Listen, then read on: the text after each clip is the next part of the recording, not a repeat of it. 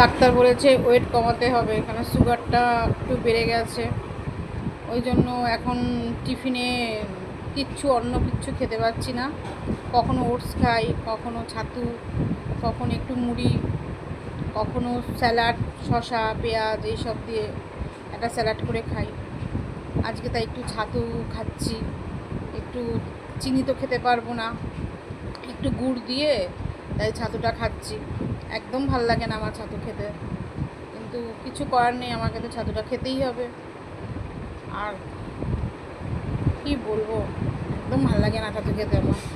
কখনো পেঁয়াজ লঙ্কা কুচি দিয়েও খাই, আজকে এমনি গুড় দিয়ে একটুখানি জল দিয়ে গুলে খাচ্ছি।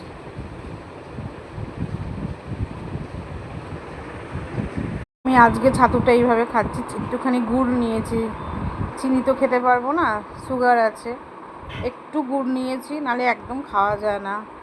অনেক সময় একটু পেঁয়াজ কুচি লঙ্কা কুচি দিয়েও খাই, কিন্তু আজকে একটু গুড় দিয়ে একটু জল দিয়ে এরকম করে খাচ্ছি। ভাল লাগে কারোর খেতে?